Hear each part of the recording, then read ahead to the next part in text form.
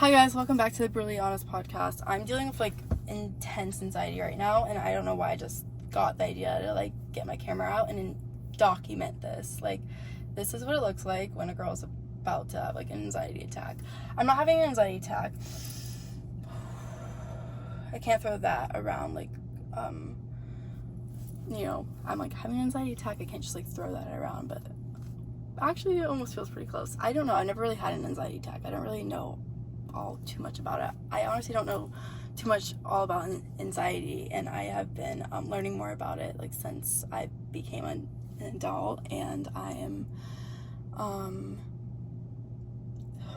I've always had it, and I'm accepting that I have it because I didn't even know I had it all my adolescence. So I would do all these things, and I would think something was wrong with me. I was like, why am I like this? Why am I reacting like this? Or I would panic, or I would get really frantic, and I just thought it was normal. But since learning about anxiety and accepting that I have it, it's giving me more of a reassurance and a feeling of approval towards myself. See, I'm trying to get words out right now, and I can't even form sentences or make sure they flow. The thing that induced my anxiety was driving. Driving is a massive anxiety inducer for me. Sometimes it gets really bad, and sometimes it's not as bad. Right now, it was horrible when I have really scary incident after scary incident with driving. It just will all build up, and I'm like, breathe, okay. So I just witnessed some scary driving, and the thing is that's so funny about it is, let's say I'm driving and maybe I miss a turn or something very slight happens, I have to brake fast at a yellow light. That's not seen as bad or scary or things to get anxious about, or I did anything wrong. But what I'm learning about with anxiety is you can tend to catastrophize things. So in my head, I think I just almost killed myself while driving, when really I just missed a turn.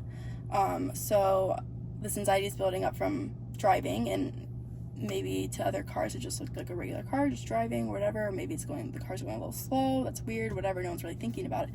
To me, I'm thinking everyone on the road sees me driving right now, they see me fucking up, oh my god, I'm literally gonna hit myself, I'm gonna I almost crashed, I literally just almost crashed there, that just happened, and nothing happened, I didn't crash. And it's you create things, you live in a world of delusion, and recognizing that it's delusion has been the biggest lifesaver with my anxiety. Whew. Just need to breathe. Sometimes breathing helps and sometimes it doesn't. So now I'm recognizing that, okay, my head catastrophizes things. Maybe I wasn't actually in a near-death experience, but my anxiety will tell me every time I finish driving that I almost had a near-death experience, or I almost killed myself. And there's another thing with anxiety that's quite fascinating learning more about, is this is my own little thing that my own case study, who knows what science is actually behind it, but I feel it's linked to guilt.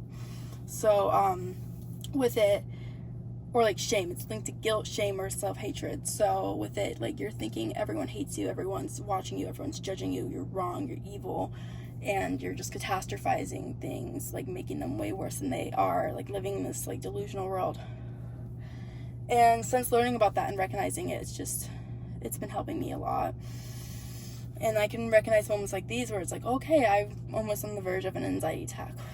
I can't say intense things like that because I don't know what an anxiety attack is. There's still so much to learn about it.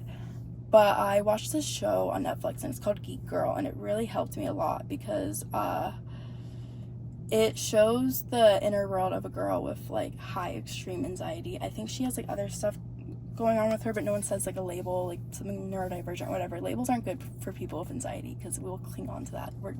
It's better off just not getting labels for things. There's a moment where I was convinced I had bipolar disorder. There's a moment where I was convinced I had a blood disorder. There was a moment I was convinced I was getting a heart attack. And that's why anxiety is the worst disease of them all, because it's a chameleon where it can be whatever you're scared of that day. It can turn into you being literally convinced you're gonna have a heart attack when you're not. But anxiety is crazy like that, where if you convince yourself something's happening, to you, then your body will shift to that behavior. So like there was a time where I literally was convinced I was having a heart attack, but I was really just having an anxiety attack, and I didn't know about anxiety. So now that I know about anxiety, I know it's just anxiety, it's not a heart attack.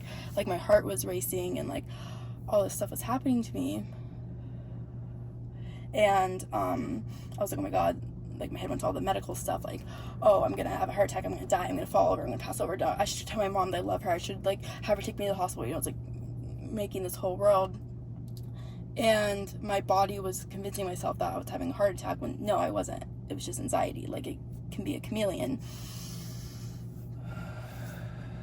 Right now, I'm just practicing new grounding techniques when stuff like this comes up, where you can tell that I'm obviously really anxious. Like, I'm not my normal self. Like, I'm not talking normally, or I'm like more like scattery. Like, I feel like a jitter.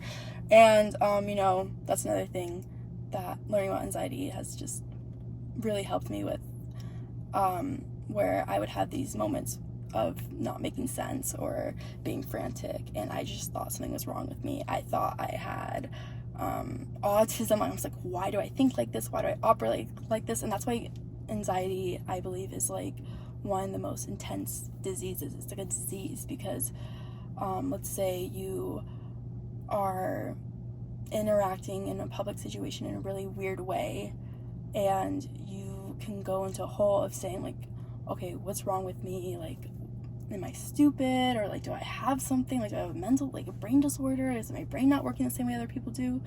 And it's literally just anxiety. That's all it is. It's such a heavy thing where it seems so little. Like, someone's like, oh, I'm just having anxiety. It's like, okay, everyone gets anxiety, whatever.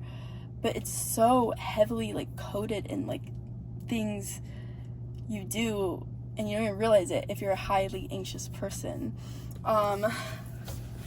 Like, realizing that anxiety is what is my problem is just such a mind-blowing epiphany for me, because with anxiety, I have health anxiety or whatever, and I'm always trying to find something wrong with me. I'm like, what's wrong with me? So I like was asking my psychiatrist and registered therapist if I have bipolar disorder, because I'm like, I do this and I do that, and I went down this whole loophole of like bipolar disorder before I even met with my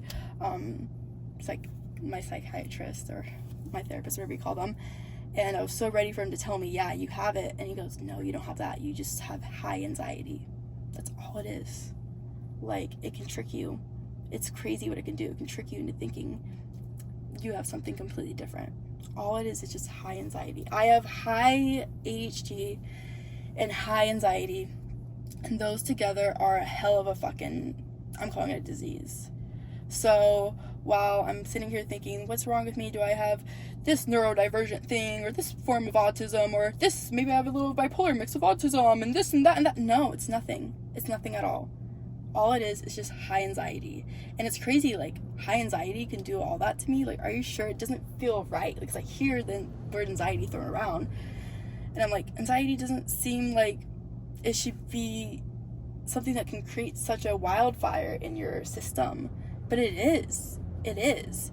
It releases endorphins. It can age you. It can give you health issues. It can cause everything. It can speed up your nervous system. So it's really important for me to like not get stressed out easily anymore, or like recognize it. Like, I get so frantic and I get so stressed out during my day, and it's so normal for me. And when I'm doing that, I'm releasing cortisone, and I'm stressing out my body, I'm stressing out my nervous system. And that's another thing I can get anxiety about, is like health issues from it. So it's just like an ongoing like crazy like having this thing, and I want to conquer it really bad. So first steps for me, I'm thinking, is just recognizing it, understanding it, and learning about it. That's been the biggest thing.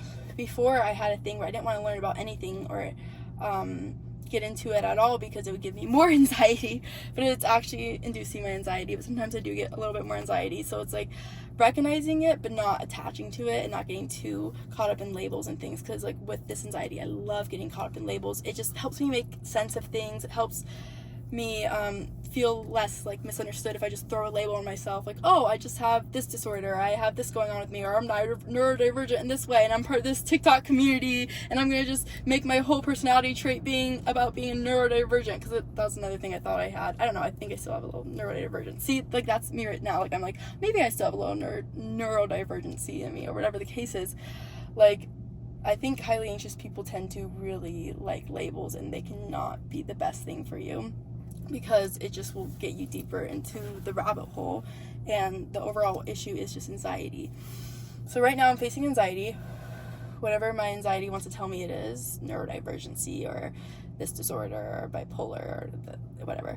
It's just anxiety, and I have to figure out better grounding techniques and how to get out of it faster. See, if I was to let my anxiety take over and go down that rabbit hole of what's wrong with me, maybe I have this and that and this health issue, then it wouldn't let me focus on the real problem at hand. And that's why anxiety is the craziest freaking illness ever, because it always detours you from different problems that aren't actually important to go away from the actual problem at hand. So you're never really solving the issue at hand. Like, I have anxiety, let me do grounding techniques. It's so hard to get to a direct thought like that with anxiety, because your head's just popping. So that's what I've been practicing, is just zone in. Okay. And I'm practicing learning to breathe more. Breathing does help. There's controversy in the anxiety community with breathing. It's funny. Sneeze. Anyways, why is there an anxiety community? Us anxious people love, making communities and catastrophizing, so of course. But some people will be like, oh, don't tell someone with high anxiety to just breathe.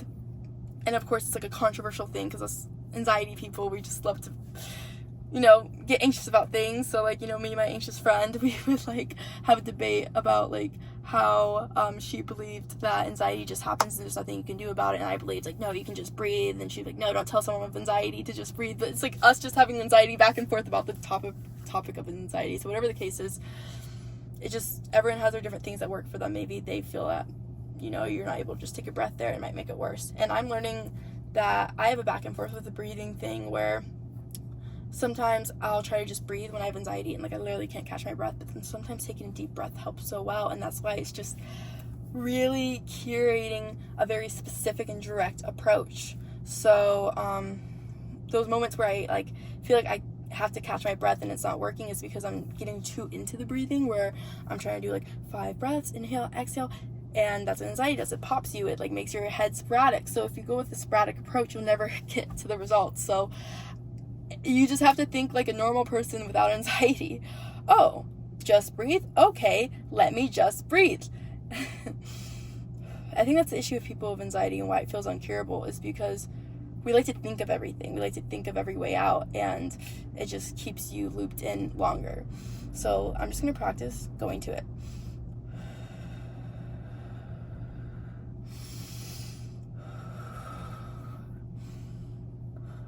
That's so weird. That is so weird. I already feel so much better. Wow. I think I just found the cure to anxiety. Just direct approach and just do it, and don't over anxious it. I already feel so much better just from those breaths. But thanks for watching. Okay, yeah, that was sporadic and anxious. Hope you loved it. Bye.